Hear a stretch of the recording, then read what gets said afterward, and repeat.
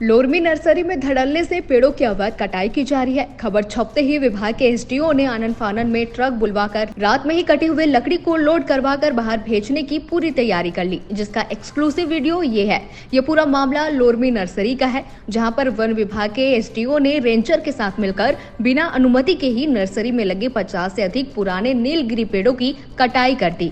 जब इसकी खबर News+21 ने प्रमुखता से उठाया तो विभाग के अधिकारियों ने रात में ही ट्रक बुलवाकर कटे हुए लकड़ी को ट्रक में भरकर बाहर भेजने की तैयारी कर ली।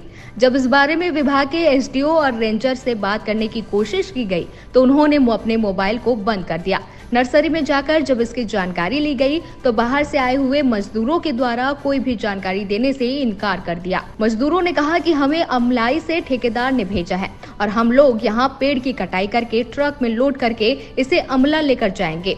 वहीं नर्सरी में हो रहे पेड़ों की कटाई की जानकारी जब विभाग के एसडीओ से लिया गया तो उनका कहना था कि जान मान के नुकसान को देखते हुए यहाँ पर पेड़ों की कटाई की गई है।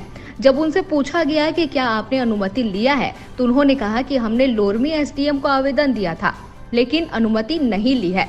बिना अनुमति के जिस तरह से बेखौफ होकर नर्सरी में लगे पुराने नीलगिरी के पेड़ों की कटाई करके बाहर बेचा जा रहा है, यह सोच के परे है। इससे यह साबित होता है कि विभाग के अधिकारियों के ऊपर किसी भी प्रकार का कोई खौफ या डर नहीं है, जबकि नियम अनुसार राजस्व भूमि में एसडीएम और कलेक्टर की अनुमति अनिवार्य है। लेकिन अनुमति लेना भी विभाग के अधिकारियों ने वाजिब नहीं समझा और बिना अनुमति के ही 50 पेड़ को काट दिए, वह भी तब जब राज्य में आचार संहिता लगा हुआ है और सामने लोकसभा चुनाव भी है।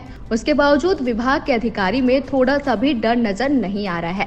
रात होते होते ही 18 चक्के का ट्रक बुलवाकर उसमें कटे हुए पेड़ों की लोडिंग करके उसे तत्काल बाहर बेचने की तैयारी कर ली गई है। अगर विभाग ही इस तरह का कार्य करेगा तो उसे देखने वाला कौन रहेगा? आखिर में पुराने नीलगिरी पेड़ों की कटाई किसके कहने पर की जा रही है और क्यों इतनी जल्दी में पेड़ की कटाई की गई, यह समझ पाना मुश्किल है। क्या कुछ पैसों के लिए कुछ अधिकारी अपने जमीर बेचने के लिए आतुर हैं? एक तरफा विभाग के द्वारा वृक्षारोपण के नाम पर सरकार को लाखों रुपए का चूना लगाते हुए तो वहीं दूसरी तरफ उसी पेड़ों की कटाई कर लाखों रुपए कमाते हुए आखिर में यह कैसा खेल विभाग के अधिकारी खेल रहे हैं, यह समझ पाना बहुत मुश्किल है। आखिर ऐसी क्या मजबूरी आ पड़ी अधिकारियों की जो पुराने नीलगिरी पेड़ों जो कि नर्सरी की सुंदरता बढ़ाते हैं उसकी बलि दी जा रही है। लोरमी से साजिद खान की रिपोर्ट।